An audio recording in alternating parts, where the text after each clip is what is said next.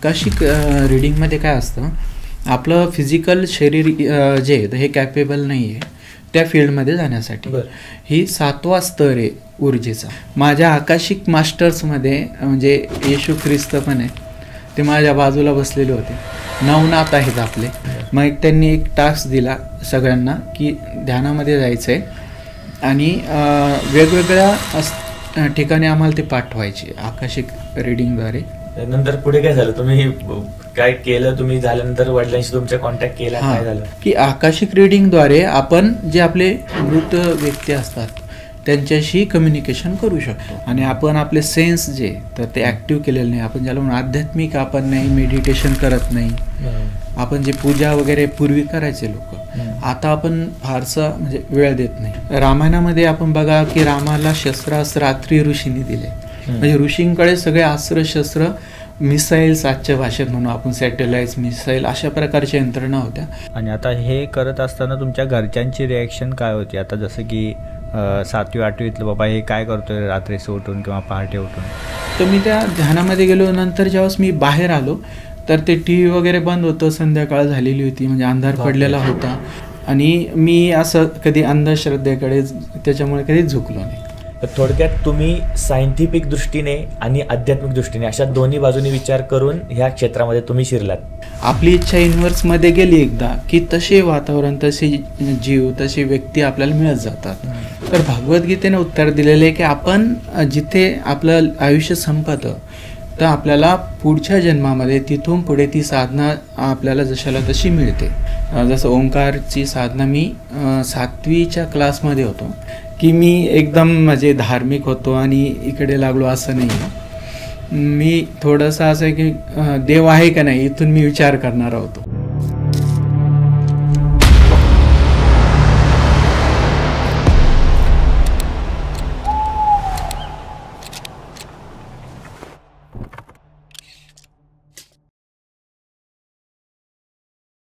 नमस्कार.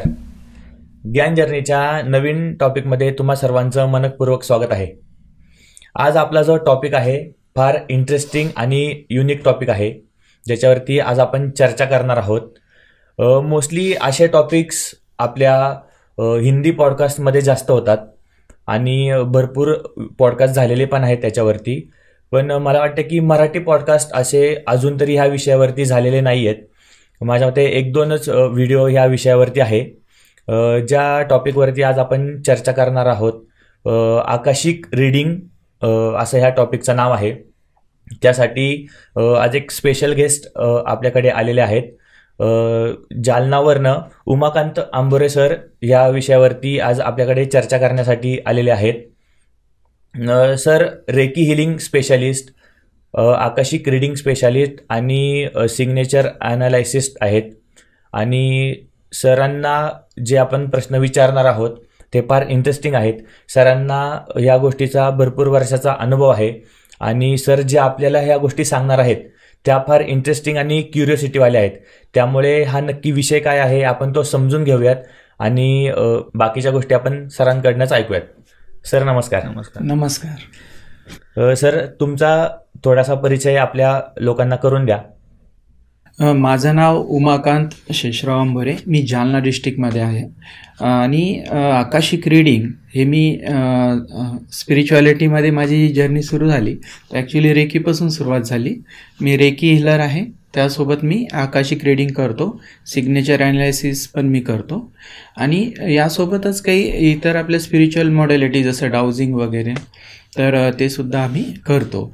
तर याचं माझं जे थोडक्यात मी असं सांगेल की माझे जे गुरु होते रेकीमध्ये, आकाशिक रीडिंगमध्ये एक योगायोग असा आहे की सगळ्या महिलाच आहेत, महिला गुरु आहेत. आणि माझं एक जी मी साधना केली होती तर ती मी देवींचीच केलेली होती, म्हणजे लहानपणीपासून. आणि योगायोग असा आला की मला गुरु पण म्हणजे देवींच्या रूपातच मिळालेत. तर अशी माझी जर्नी ही स्पिरिच्युअलिटीमध्ये सुरू झाली. पहिलं मी असं तुम्हाला इथं नक्की सांगू इच्छितो की मी एकदम म्हणजे धार्मिक होतो आणि इकडे लागलो असं नाही आहे. मी थोडंसं असं आहे की देव आहे का नाही इथून मी विचार करणारा होतो, म्हणजे एकदम. आणि मी प्रत्येक गोष्टीमध्ये ना मला पाखंड आवडत नाही. परत दिखावा आवडत नाही, असं सगळं होतं. त्याच्यामुळं मी कुणाकडून शिकताना मी त्यांना खूप म्हणजे चेक करून घेतलं. आणि मला जे मग मी ज्यावेळेस साधना करायचो घरी, मी स्वतः सुरुवात केली होती. जसं ओंकारची साधना मी 7वीच्या क्लासमध्ये होतो त्यावेळेस एक सकृ देवधर नावाचे एक लेखक आहे आणि 1972चं पब्लिशिंग आहे त्याचं. तर त्यांनी एक पुस्तक लिहिलेलं, ते मला वाटतं आज पण ॲमेझॉनवर आहे.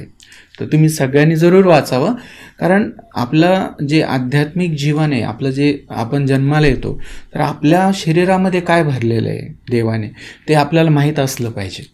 आणि ते त्यातून माझी जर्नी सुरू झाली. खास म्हणजे मी लहान होतो पण माझं सगळी आवड अशी होती, मी पुस्तक जास्त वाचायचो. योग असं होत गेले की स्पिरिच्युअलिटीमधलेच मला मिळत गेले सगळे विषय. आणि मी एक गीतेमध्ये श्लोक मला आता आठवतोय, एक सांगू 2 मिनिट, किंवा योग भ्रष्ट बीजा आहे ते, असा एक गीतेमध्ये श्लोक आहे की व्यक्ती जेव्हा आपली साधना करत असतो, कारण बऱ्याच जणांना हा प्रश्न आहे किंवा सर साधना सुरू करायची आणि जर आयुष्य संपलं तर काय फायदा, असे बऱ्याच जणांचा प्रश्न असतो. तर भगवद्गीतेने उत्तर दिलेलं आहे की आपण जिथे आपलं आयुष्य संपतं तर आपल्याला पुढच्या जन्मामध्ये तिथून पुढे ती साधना आपल्याला जशाला तशी मिळते. आणि हे भगवंताचं वचन आहे ना. तर त्याला योगभ्रष्ट जीव म्हटलं. योगभ्रष्ट म्हणजे की त्याची एक योगिक साधना चालू होती, तिथे त्याचं आयुष्य संपलं, तर त्यानंतर त्याला पुढच्या जन्मामध्ये ते कंटिन्यू करता येतं. आणि योग असे येतात की तो लहानपणीपासून जिथे त्याची साधना सुटली आहे तिथपर्यंत त्याला ते सगळ्या गोष्टी मिळत जातात आणि कमी वेळात तो ती साधना पूर्ण करतो. तर मला तो अनुभव आला ओंकारच्या उपासनेमध्ये की मला ज्या वयामध्ये जास्त काही कळत नसतं, समजा 7वी 8वीचं काय, पण मी ते ओंकार उपासना सुरुवात केली. आणि तो देवधारांनी जे ते पुस्तक लिहिलेलं आहे तर त्यांना एक हिमालयातले योगी मिळाले होते, भेटले होते, आणि त्यांनी ती अतिशय गुप्त अशी जी साधना होती ओंकाराची तर ती त्यामध्ये एक्सप्लेन केलेली. आपले शरीरातले सगळे चक्र, त्यावर असणारे बीज मंत्र आणि त्यांचा आपल्यावर होणारा प्रभाव आणि ओंकार उपासना कशी करायची, खूप डीपमध्ये खूप छान होतं. तर माझी सुरुवात तिथून झाली.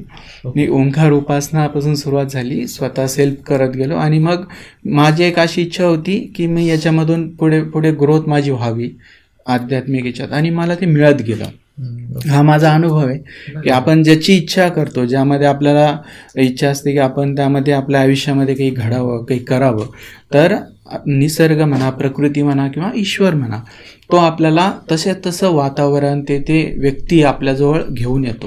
तर त्यामुळे जेही साधक असेल त्यांनी या बाबतीत निश्चिंत असावं की आपल्याला मदत कोण करेल, कसं होईल, आपली फक्त इच्छा असावी लागते.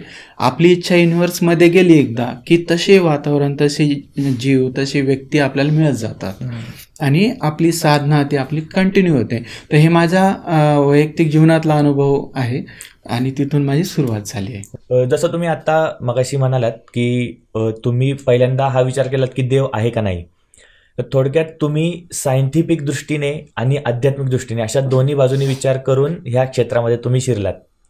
तर नक्की काय, म्हणजे कसं तुम्ही त्याचा अभ्यास वगैरे कसं केलात की सायंटिफिक दृष्टीने आणि आध्यात्मिक दृष्टीने असं?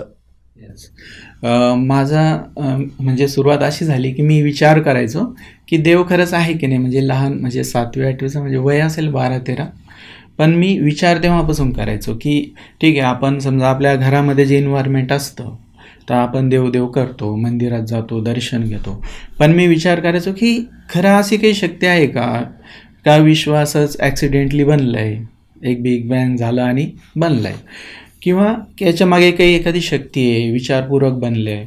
तर मग असा विचार करायचो, मग देव आहे का नाही, मग याचं काहीतरी पॅरामीटर असलं पाहिजे ना चेक करायला, आहे की नाही. तर मग मी ते शोधायचो, मग तसा विचार करायचो. आणि मी असं कधी अंधश्रद्धेकडे त्याच्यामुळे कधी झुकलो नाही. मी कुणाच्याही म्हणजे असे सहज बोललं, कुणी सांगितलं, मी ते ऐकलं असं कधी नाही केलं. मी त्याला वारंवार चेक केलं. आपल्या बुद्धीवरती आपण घासून घेतो प्रत्येक गोष्ट, हे आपल्याला पटते का, आणि त्याच्या मागे काही सायंटिफिक कारण आहे का, मग आपण तसे रिसर्च बघतो. आत्ता अलीकडे जो एक रिसर्च झाला त्यामध्ये आपण सुरुवातीला आपण काय शिकवायचो सायन्समध्ये की अणू काय आहे, जड आहे, हा जवळपास 1990पर्यंत जर जुने पुस्तक बघितले तेच शिकवले, अणुजड आहे. मग एक दिवस ॲटम बॉम्बचा शोध लागला, मग कळलं की नाही अणुजड नाही, त्याच्यात एनर्जी आहे की नाही, खूप मोठी एनर्जी, एक अख्खा राज्य एका स्फोटामध्ये ते नष्ट करू शकतो. मग एवढी एनर्जी, मग ते निर्जीव नाही राहिला. मग आता आपण असं नाही शिकवत, आता आपण ॲटमकडे चाललो. मग ॲटम ज्यावेळेस कळला, त्यामध्ये रिसर्च ज्यावेळेस होत गेले, तर एक असा अणू मिळाला, म्हणजे बघा अणूमध्ये वेगवेगळ्या क्रिया होत असतात, आणि त्यामध्ये एक असा क्रिया शास्त्रज्ञांना सापडली की त्यांनी त्याला गॉड नाव दिलं, गॉड. तर आता हा जो गॉड आहे, तुम्ही गुगलवर सर्च केला तर मिळेल. त्याला गॉड का म्हणतात? कारण तो स्वतःहून डिसिजन घेतोय, स्वतःहून ॲक्टिव्हिटी करतोय. मग आता त्याला आपलं जड म्हणता येत नाही आहे, आणि हे शास्त्रज्ञांनी प्रूव्ह केलं आहे.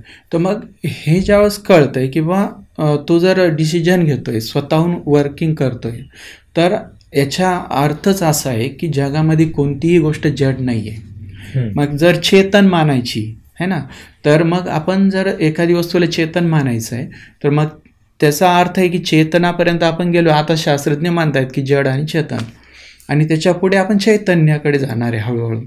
मग चैतन्यापर्यंत आपण पोहोचणार, तेव्हाच आपण ईश्वर आहे की नाही बोलू शकतो, बरोबर आहे की नाही. मग असा मी विचार करायचो आणि वैज्ञानिक दृष्टिकोन शोधायचो, आणि त्याच्याशी रिलेटेड काही संशोधन आहे का ते बघायचो. आणि दुसरी गोष्ट स्वतःचा अनुभव. अध्यात्मामध्ये आपला कोणी परीक्षक नाही आहे. अध्यात्मामध्ये देव आणि आपण हे दोघंच आपले परीक्षक आहे की नाही. त्याच्यामुळे प्रत्येक व्यक्तीने आपल्या जीवनामध्ये हे शोधायचं आहे, बरोबर. आणि मी तो शोध घेतला. ओके. असं म्हणजे आता जे तुम्ही आता सांगितलं, असा कोणता इन्सिडेंट आहे का की तुम्ही डायरेक्टली मग अध्यात्माकडे वळलात, असा कोणता इन्सिडेंट आहे का? ते सांगतो. मी जे आता तुम्हाला सांगितलं ओंकार उपासना मी करायचो, आणि मी ध्यान करायचो. त्याच्यामध्ये ज्या पद्धती असायच्या, अक्षरशः मी सकाळी 3:30ला उठायचो. म्हणजे मी पूर्ण त्याला फॉलो केलं, जशी त्यांची पद्धत होती. ब्रह्म मुहूर्त 4 वाजेला होते, म्हणजे 3:30ला मला उठावं लागेल, तर मी 3:30ला उठायचो. त्यामध्ये काही वैदिक पद्धतीचं म्हणजे आपली जी बॉडी असते ना, ती सेन्सिटिव्ह बनवायची त्यांनी सांगितली होती, कारण तुम्हाला सेन्स झालं पाहिजे एनर्जीचा. तर मग त्याच्यासाठी साबण लावलं तर आपले हे बंद होता, तो रोम खूप. साबण बंद केली, त्यांनी सांगितले त्या पद्धतीचे वनस्पती आणून त्याचे ते हे लावायचो मी, उठणं म्हणतो आपण, आणि ते सगळं करायचो, स्नान वगैरे. आणि मग ध्यान करायचो. त्याची एक पद्धत होती की आपले जे चक्र असतात, 7 चक्र, तर त्याच्यामध्ये ओंकाराची स्थापना करावं लागते. म्हणजे ते डीपमध्ये नाही सांगत, खूप वेळ जाईल, पण ती पूर्ण करायचो मी. आणि एक वेळेस असं झालं, मी सुरुवात ही क्युरिओसिटीमधूनच होती माझी. माझं हे होतं की मी याच्यातून अनुभव घेईल आहे की नाही, बरोबर. म्हणजे माझं असं होतं त्यामध्ये. आणि एक दिवस असा झाला की मी जवळपास असं 5-6 महिने मी कंटिन्यू साधना करत गेलो. माझं चित्त एकाग्र व्हायला लागलं. आणि एक दिवस असं झालं की मी माझ्या आज्ञाचक्रामध्ये कॉन्सन्ट्रेशन करायचो. तर त्यावेळेस तिथे मला एक व्हाईट पॉईंट यायचं समोर, आणि मी त्याच्यावर एकाग्र झालो की मग मी विसरून जायचं, म्हणजे मला नंतर काही माहीत नाही. मग ज्यावेळेस आपण ध्यानातून बाहेर आलो त्याच वेळेस कळायचो, तोपर्यंत किती वेळ गेला हे कळत नव्हतं. आता एकदा असं झालं, आमचं छोटंसं घर, म्हणजे आमचं कुटुंब मिडल क्लास, सगळं एकाच ठिकाणी, म्हणजे किचन आणि इकडं बसणार सगळे, TV वगैरे लावलेली असायची, तिथे मॅच चालू होता. तर माझा टाईम झाला ओंकार उपासनेचा, मलाही बसायचं तिथंच. मग मी तिथं बसलो. मी टाईम म्हणजे त्याच्यात सांगितलं होतं की वेळ नाही चेंज करायचा, तीच जागा तोच वेळ. हे ज्यावेळेस आपण साध्य करतो त्याच वेळेस अध्यात्मामध्ये काहीतरी प्रगती होते, नाही तर ते होत नाही. तर मग मी तिथं बसलो. एकीकडे TV चालू होती, मॅच चालू होती, आणि मी इकडे बसलेलो होतो. मी साधना करत गेलो, आणि ज्यावेळेस मी ध्यान केलं तर मी त्या ध्यानामध्ये गेलो. नंतर ज्यावेळेस मी बाहेर आलो तर ते TV वगैरे बंद होतं, संध्याकाळ झालेली होती, म्हणजे अंधार पडलेला होता. आणि मग त्यावेळेस मी अनुभवलं की नाही, की अध्यात्मामध्ये जे बोलतात ते ॲक्च्युअलमध्ये आहे. मी त्याचा स्वतः अनुभव घेतला. आणि त्यानंतर असं व्हायचं की मी फक्त कॉन्सन्ट्रेशन इथे नेलं की ते एक व्हाईट बीम यायचं समोर, त्याच्यावर लक्ष गेलं की बस ध्यानामध्ये चाललं जायचं, सगळं ब्लँक. आणि आता हे करत असताना तुमच्या घरच्यांची रिॲक्शन काय होती? आता जसं की 7वी-8वीतलं बाबा हे काय करतोय रात्रीचं उठून किंवा पहाटे उठून, आमच्या घरामध्ये ना धार्मिक वातावरण आहे ओके. आणि त्याच्यामुळे त्यांना वाटत चला म्हणजे मुलगा जरा वाईट रस्त्यावर नाहीये, चांगलंच करतोय आहे ना. आणि ते जुना काळ म्हणजे तेव्हाच मोबाईल नव्हता, टीव्ही फारसा म्हणजे नवीनच होता, म्हणजे 90-92चा काळ तो. तर मग त्याच्यामध्ये काय असायचं, घरचे म्हणजे माझे वडील ड्युटीला असायचे, ते तर मॅक्झिमम बाहेर फील्डवर किंवा बाहेर असायचे. मग घरी आजी, आई आणि मग शेजार पाजारची येऊन बसायची टी व्ही असल्यामुळे तेवढेच. तर ते असायचं. मग त्याच्यामुळे आईचा मला सपोर्ट होता, चला धार्मिक काहीतरी करतो. मी अभ्यास पण करायचो शाळेचा आणि हे पण करायचो, त्यामुळे मला विरोध नव्हता. आणि त्यावेळेस असं लोकांना जास्त काही माहिती पण नव्हतं. मी योग त्यावेळेसपासून करायचो, म्हणजे मला योगासनांची आवड त्यावेळेस होती आणि मी हळूहळू सेल्फ शिकलो, कारण मला शिकायला तिथे त्या काळात तर कुणी नव्हतं. आता तर कुठे आपण शिकू शकतो ऑनलाईन वगैरे. तर मी स्वतः ते पुस्तक वगैरे आणून योगासनं शिकलो चक्र बॅलन्स करण्यासाठी. आणि मग मी त्यातून ते सगळा अभ्यास करत गेलो. पण मला ते कोणी असा विरोध नाही केला परिवारामध्ये, उलट मला सपोर्ट मिळाला. आणि दैवाचा एक असा आपण हे समजू, दैवाचा एक योग असा की मी साधना करायचो तर मला बसण्यासाठी साधनेसाठी जे आहे ना, मी अशी चटई टाकायचो जी घरात होती ना तीच.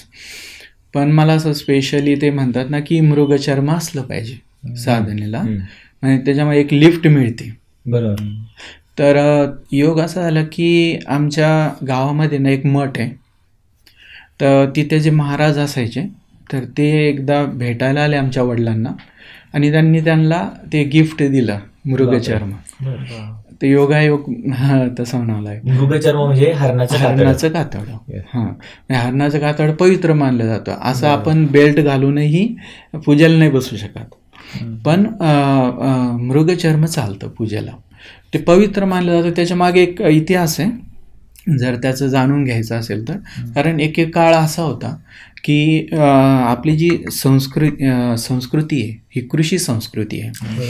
पूर्वी माणूस हा मांसाहारी होता, मग ऋषींना त्याला मांसाहाराहून शाकाहारावर आणण्यासाठी खूप प्रयत्न करावे लागले. मग शेतीचा आपला जे पराशर ऋषी आणि इतर ऋषींनी जे शेतीचं संशोधन केलं किंवा बीज आपण जमिनीत टाकून पेरू शकतो आणि त्यातून आपण आपला उदरनिर्वाह करू शकतो हे लोकांना शिकवावं लागलं. तोपर्यंत लोक मांसाहाराबरोबर होते.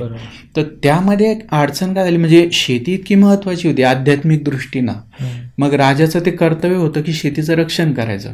मग हरणं यायची सगळं नष्ट करून टाकायचे पीक. मग ते एक प्रकारे ते ऋषी जे प्रयत्न करायचे माणसाला इकडे शाकाहाराकडे सगळं नष्ट होत चाललं. मग त्यांनी काय नियम केला की राजाचा जो नियम होता की मृगया करणं हा राजाचा धर्म बनला. बरोबर. मग तो तर प्राण्याची हत्या करतोय, पण त्याला त्यातून सूट दिली, त्याला त्याचं पातक नाही, कारण तो समाजाच्या विकासासाठी आवश्यक होतं त्यावेळेस.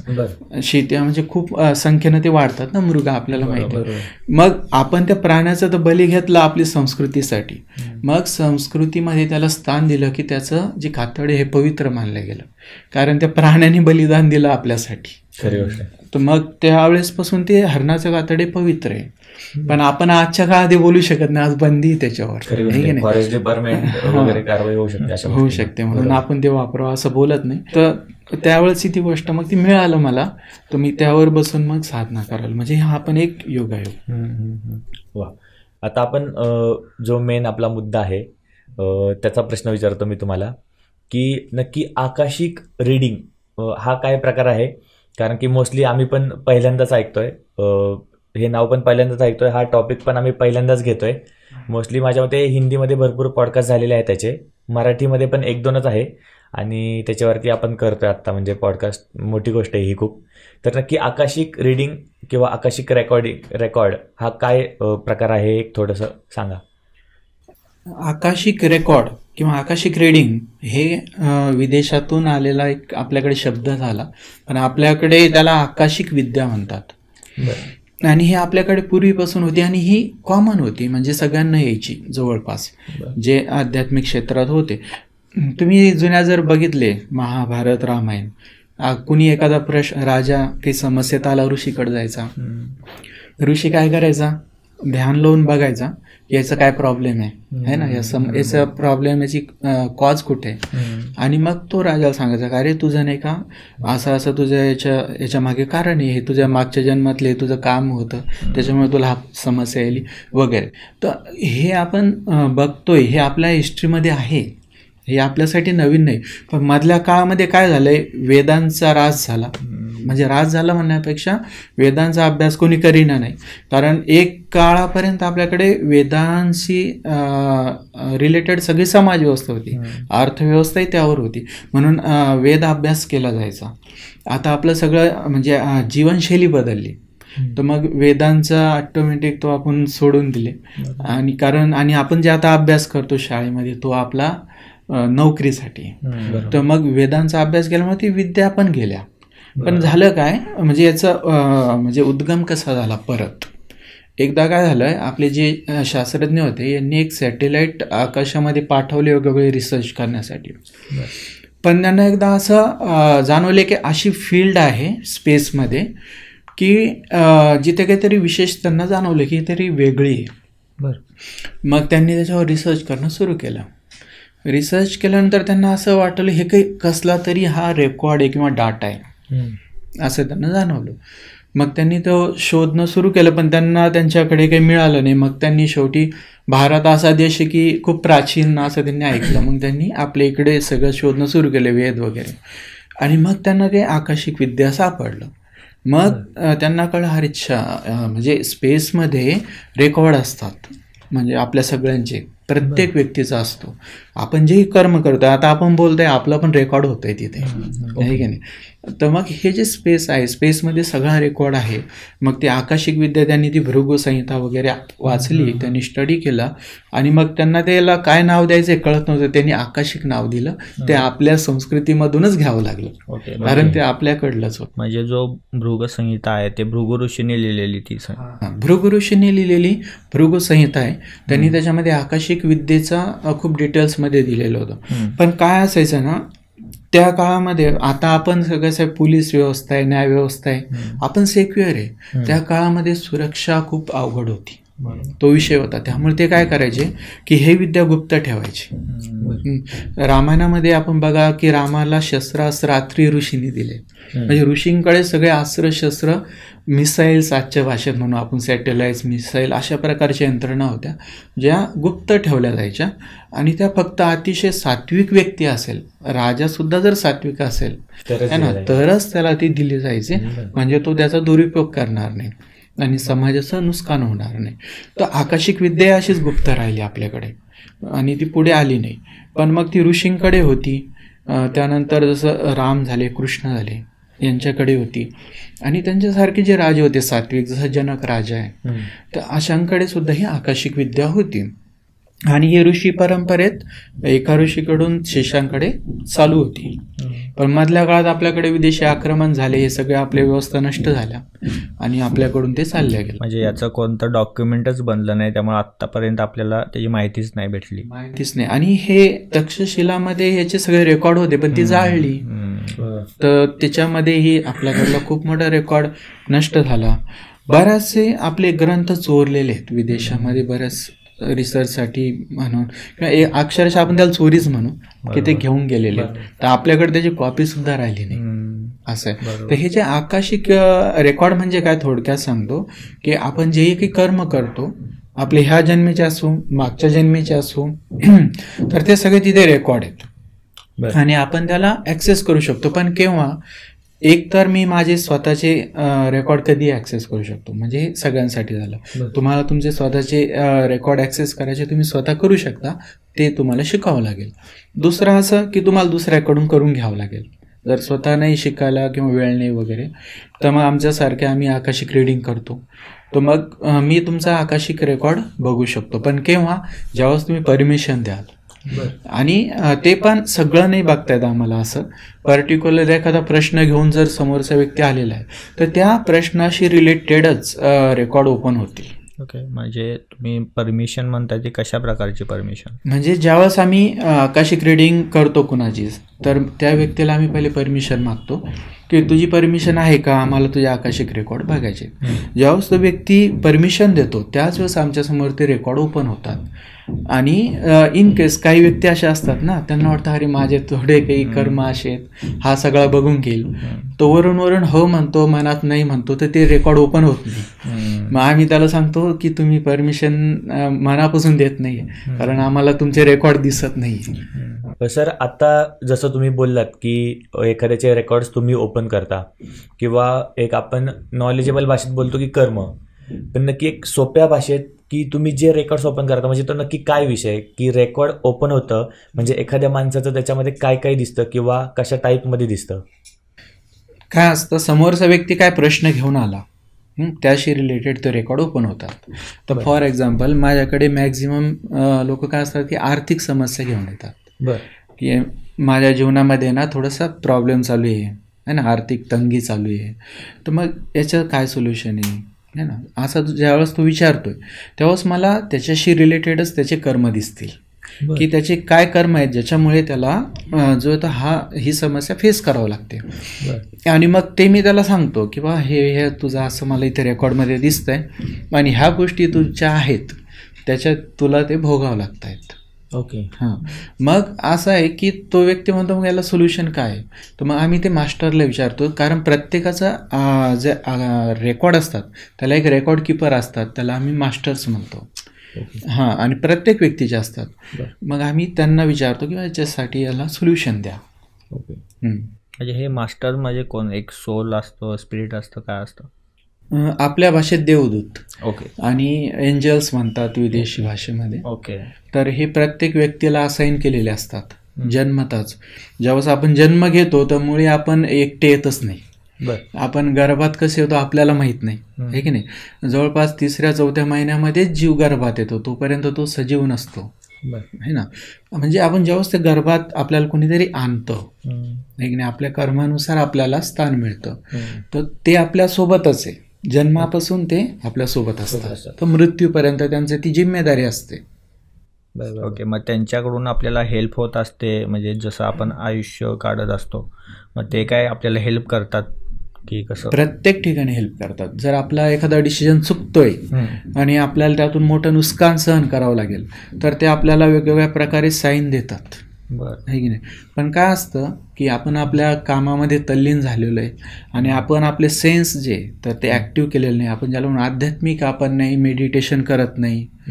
आपण जे पूजा वगैरे पूर्वी करायचे लोक, आता आपण फारसा म्हणजे वेळ देत नाही. तर मग काय होतं की आपले जे चक्र आहेत, हे आध्यात्मिक चक्र आहे, आपले ऊर्जा स्थान आहे, आणि तेच आपले काय होय तर वीक आहेत. जसं आपली इम्युनिटी वीक झाली तर वेगवेगळे रोग आपल्या शरीरात घर करतात, आहे की नाही. तसं आहे आपला जे आध्यात्मिक जे ओरा आहे आपला, हा स्ट्रॉंग पाहिजे.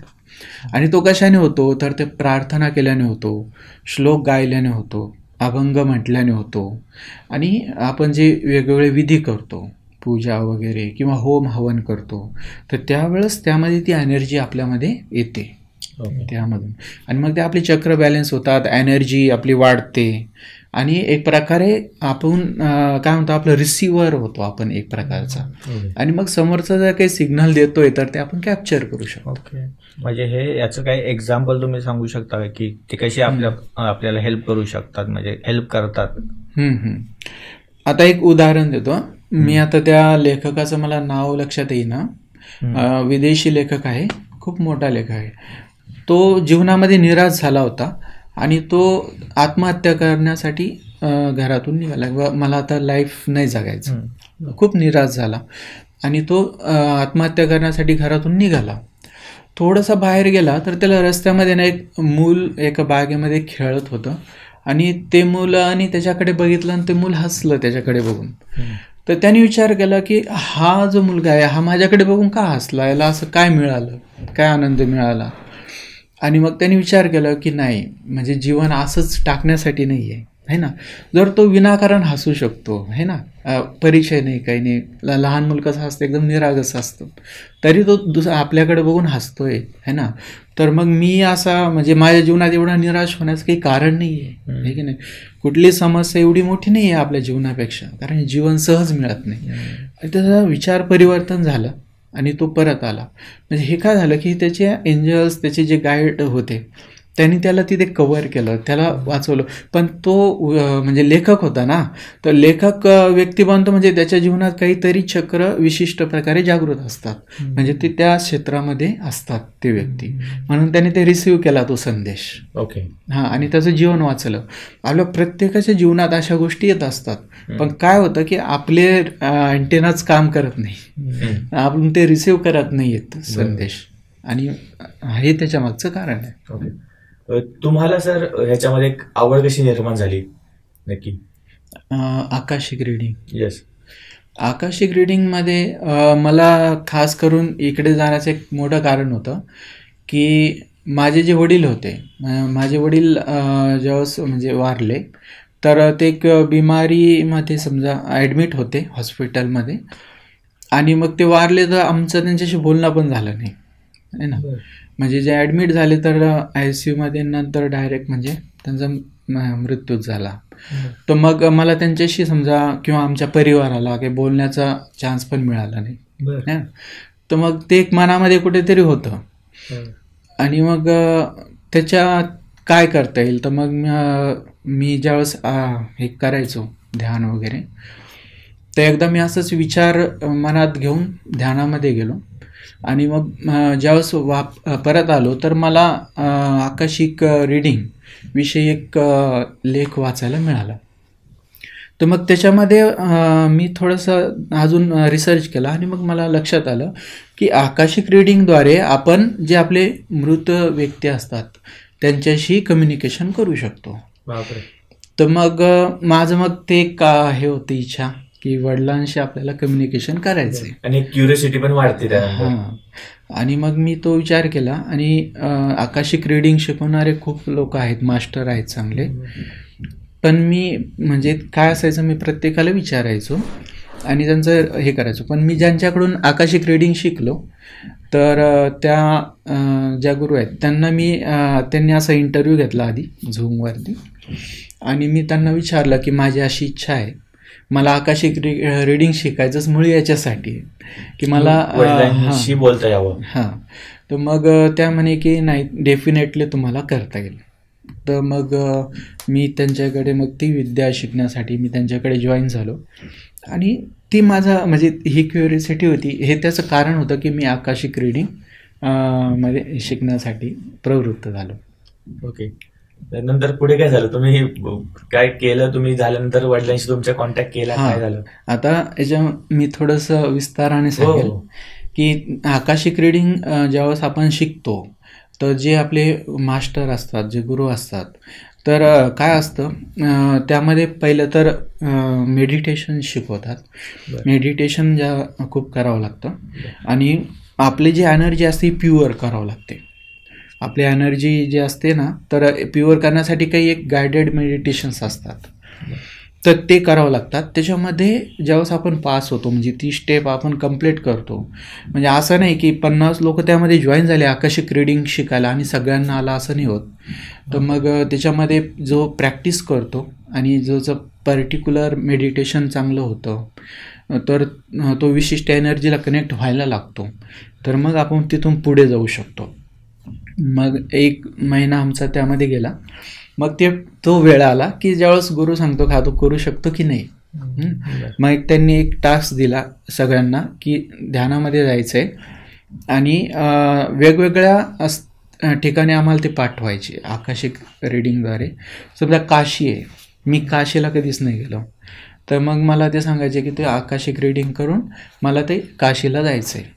एक एक्झाम्पल सांगायला मी तुम्हाला, तर असं प्रत्येक आम्ही जेवढं होतो आमच्या बॅचमध्ये 9-10 जण होतो, तर कुणाला इजिप्तला पाठवलं, कुणाला वेगवेगळ्या याच्यामध्ये. आणि ती जर्नी करताना आम्हाला सेक्युरिटी पण ते देतात, गुरुची असतात सेक्युरिटी. कारण आपले जे शरीर असतं, भौतिक शरीर तिथं जात नाही, आपले 5 प्रकारचे शरीर असतात. तर जे आपलं चेतनामय शरीर असतं, तर ते चेतनामय शरीर आपण आपल्या बॉडीतून काढतो, आणि चेतनामय शरीर आपल्या तिकडं प्रवास करतं. मग तो इतका ॲक्युरेट असतो की मी तिथं बघितलेले दुकान किंवा रस्ते हे तसेच असतात. जर मी फिजिकली तिकडे गेलो तर मी ते पाहून सांगू शकतो हा मी इथून गेलो होतो. म्हणजे हे आधी आपण तिथं गेलेलो नसलो तरी आपल्याला दिसतं. तिथे जाऊन येता येतं. आणि मग तिथे आम्ही जाऊन आलो. ती जर्नी आमची म्हणजे यशस्वी झाली. त्यानंतर मग दुसरी स्टेप त्यामध्ये असते की जे आकाशिक मास्टर असतात है ना, तर त्यांना आपल्याला जे एक प्रकारे आपण आपल्या भाषेत जे म्हणतो की प्रसन्न करावं लागतं किंवा साध्य करावं लागतं. तर त्यांनी तो तिथे जाऊन कुणालाच ते होत नव्हतं. तर मग त्या जे आमचे मास्टर होते त्यांच्याकडे एक विशिष्ट प्रकारची पॉवर असते की समजा मी जर इलिजिबल नाही व्हायला लागलो, मी तिथपर्यंत पोहोचायलो नाही, मला माझे मास्टर दिसत नाही आहे है ना, तर मग त्यावेळेस ते कमांड देतात. तर त्यावेळेस काय झालं की ते एक खूप महत्त्वाचा विषय म्हणून सांगतो. मी आकाशिक रीडिंगमध्ये गेलो आणि माझ्या पहिली वेळ होती ती, म्हणजे फर्स्ट टाईम मी त्याच्यामधून आकाशिक रीडर बनणार होतो. तर मला माझे जे आकाशिक गाईड असतात ते दिसणार होते. तर मग मला त्यांनी ते विशिष्ट स्थानापर्यंत नेलं आणि तिथे मी एकटाच, आणि मग त्या कमांड देत होतात आणि त्यांनी सांगितलं की आता तुझे आकाशिक रेकॉर्डमध्ये तू जा. मी माझ्या आकाशिक रेकॉर्डमध्ये गेलो आणि मला तिथे व्हिजिबल काही होत नव्हतं. बरं, तर मग मी त्यांना सांगितलं मला व्हिजिबल काही होत नाही आहे. त्यांनी मग कमांड दिली आणि सांगितलं आता तुम्ही एक यज्ञकुंड समोर असतं, यज्ञकुंड आलं समोर, तिथे बसायचं सांगितलं. आणि त्यांनी कमांड दिल्यानंतर माझे सगळे जेवढे आकाशिक मास्टर होते मग मला दिसायला लागले. आणि त्याच्यामध्ये मी तुम्हाला सांगेल कोण होतं, मी ते पण सांगू शकतो. माझ्या आकाशिक मास्टर्समध्ये म्हणजे येशू ख्रिस्त पण आहे, ते माझ्या बाजूला बसलेले होते. नवनाथ आहेत आपले जे नवनाथ असतात, हां ते त्यामध्ये होते. प्रत्येकाचे वेगळे असतात. हां, आणि काही ह्युमन बीन नसतात, म्हणजे मानुषी नसतात, काही वेगळ्या स्वरूपात असतात. तर मग ते पहिल्या वेळेस भेटले आणि त्यांनी मला मग म्हणजे नवनाथ आणि जे ख्रिस्त होते यांनी मला त्या आकाशिकचा ॲक्सेस दिला तिथे. आणि मग माझा प्रवास तिथून सुरू झाला आकाशिक रीडिंगचा. मग मी इलिजिबल झालो. आता मी कुणाचे रेकॉर्ड ओपन करू शकतो आणि माझे स्वतःचे करू शकतो. आणि माझी जी मूळ इच्छा होती की माझ्या वडिलांशी कम्युनिकेशन करायचं, तर मग मी त्यांना परमिशन मागितली की मला आता ते करायचं आहे मास्टर्सला. हां, मास्टर्सला. तर त्यांनी सांगितलं की तुला अजून 8 दिवस थांबायचं आहे.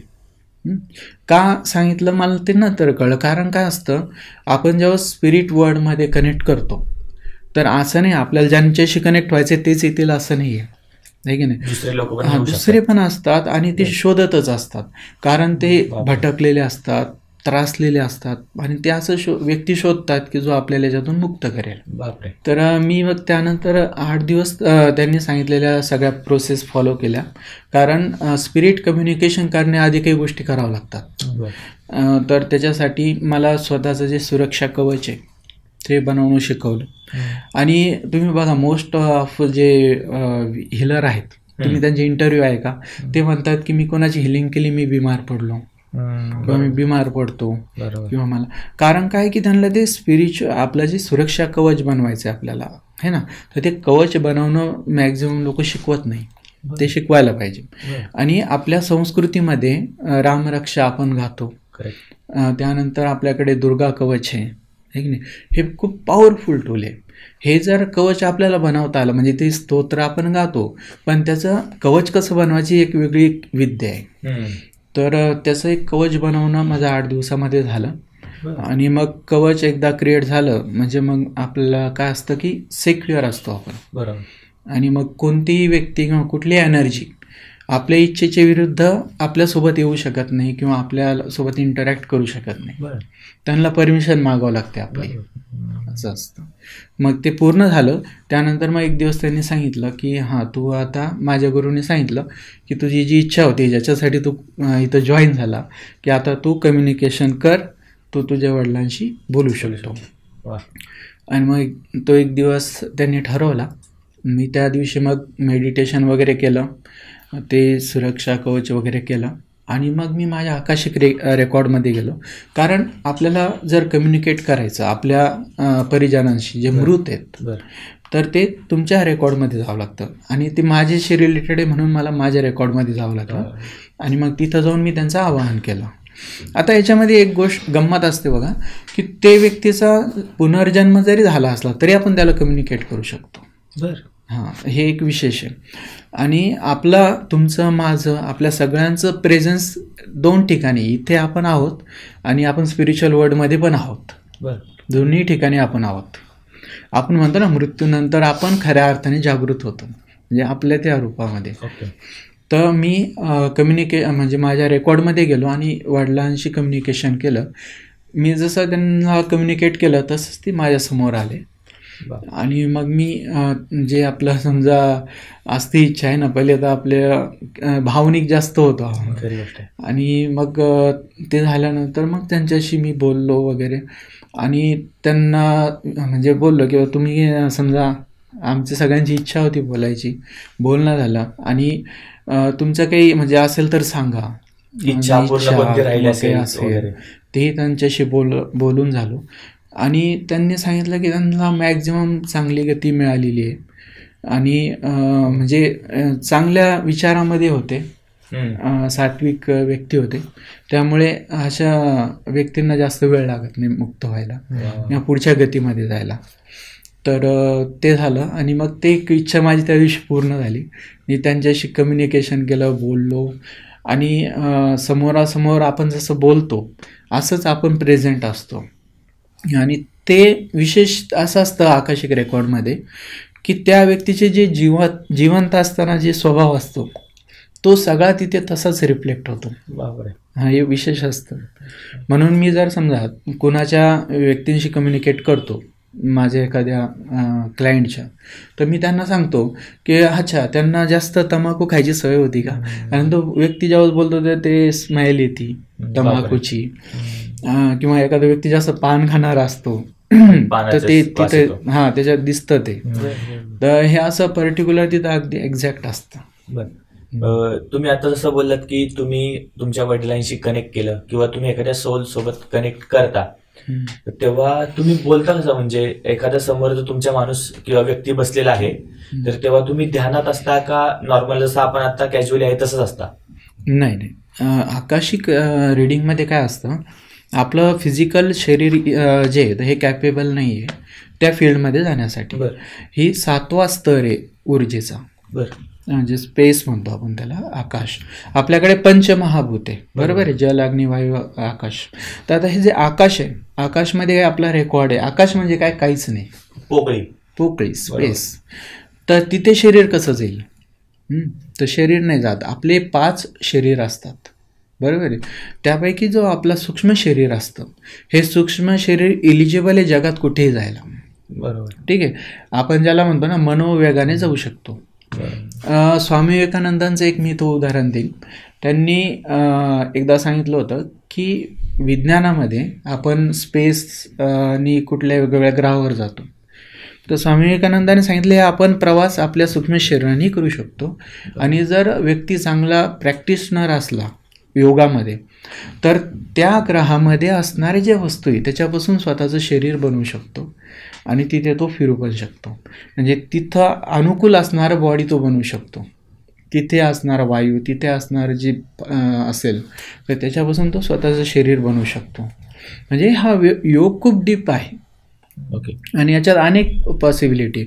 म्हणून मी म्हणलं आकाशिक रिडिंगमध्ये काय होतं की आम्ही आमचं जे एनर्जी बॉडी ही तिथे जाते. तुम्ही बोलताना कसं बोलता, मनातनं ते बोलता का आता जसं आपण नॉर्मली तुम्ही ध्यानात बसलाय तर तुमची कोणती बॉडी बोलते, तुमचं सूक्ष्म शरीर बोलतं का तुम्ही इकडनं स्वतः बोलता?